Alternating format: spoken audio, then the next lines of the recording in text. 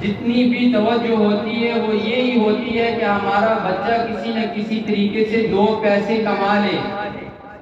بچے کے دو پیسوں کے لیے، کمائی کے لیے ہم ساری اپنی زندگی، اپنے بچوں کی زندگی کس چیز میں صرف کر دیتے ہیں؟ دنیاوی ڈگریوں کے لیے.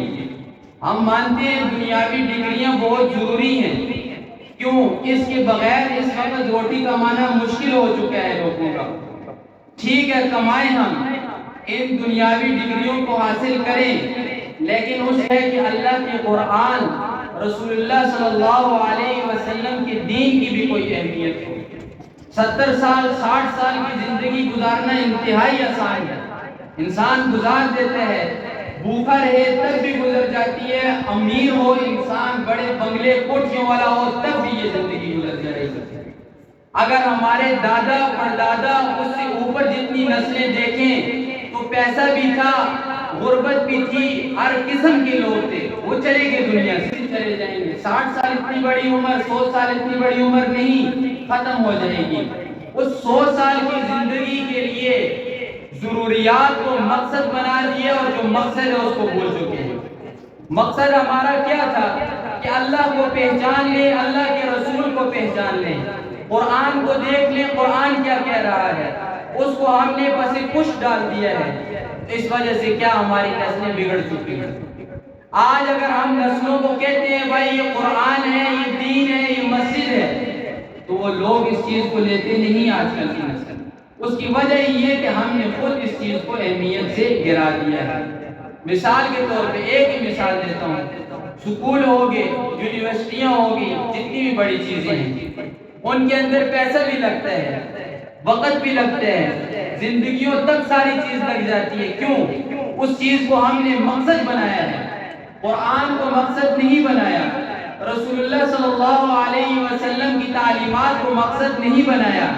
تو پہلے زمانے کی آپ کو بات بتاؤں کہ لوگ کہا کرتے تھے جس کی آنکھیں نہیں ہیں وہ حافظ قرآن ہے، جو دیکھ نہیں سکتا وہ حافظ قرآن ہے، جس کی ٹانگ نہیں ہے، چل نہیں سکتا، جسے معاشرہ قبول نہیں کر رہا، اسے جا کر ہم مدرسے کے اندر چھوڑ کر آتے ہیں. کیوں؟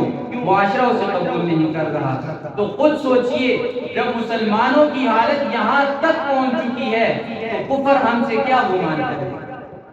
تو لہٰذا اگر ان بچوں کو بنانا ہے، ان کو مستقبل کے اندر آپ نے کچھ دیکھنا چاہتے ہیں اگر، تو خدا را ان کو دینی تعلیمات کے ساتھ جوڑیں.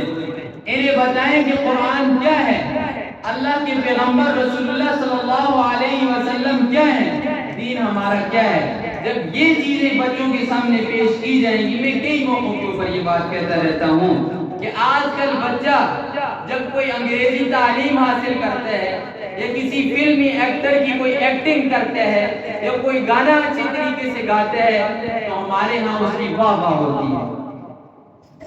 ہم اسے اجاگر کرتے ہیں، لوگوں کے سامنے پیش کرتے ہیں کہ ہمارا بچہ اتنا اچھا گانے والا ہے، ہمارے بچے نے اتنا اچھا ڈانس کیا ہے. لیکن جب قرآن پڑھتا ہے نا بچہ، کبھی بھی والدہ اس سے جا کر گھر میں نہیں پوچھتی کہ بیٹا مسجد میں گئے ہو، قاری صاحب نے آپ کو کیا پڑھایا. سکول جاتے ہیں، واپس آتے ہیں، ٹیوشن بھی لگایا ہوا ہے، سارا معاملہ ہوتا ہے. لیکن واپس آ کے والدہ نے کبھی یہ گوارا نہیں کیا کہ بیٹا تو کیا پڑھ کر آئے. دور کی بات نہیں، اپنی بات آپ کو سناتا ہوں.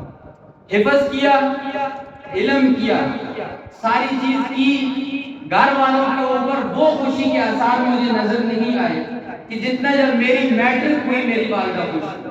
واللہ العظیم اللہ کے گھر کے اندر کھڑا ہوں، قسم کھا کر کہتا ہوں کہ والدہ کے چہرے کے اوپر جو خوشی کے آثار میں نے میٹرک کی سند دکھا کر دیتے ہیں، وہ والدہ کے چہرے پر خوشی میں نے حفظ کے دوران نہیں ہوئی. یہ ہمارے معاشرے کا حال ہے.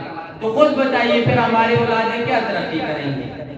دوسری بات ایک اور، اس دن جنازے کے اوپر میں گیا تھا، نیچے کی بات، 15 سے 20 لوگوں کی طرف اشارہ کیا کہ بھائی آئیں، قرآن کا پہلا صفحہ ہے، ادھر آپ پڑھ دیں. میت کے سر کے اوپر کوئی تیار نہیں ہوا اسے پڑھنے کی. مسلمان ہیں، قرآن کا پہلا صفحہ نہیں پڑھ سکتے. پھر کافر کیا توقع کریں گے مسلمانوں سے کہ یہ ہمارے اوپر غالب آئیں گے؟ یہ کچھ چیزیں تھی جو آپ کے سامنے اشارتاً پیش کی ہے۔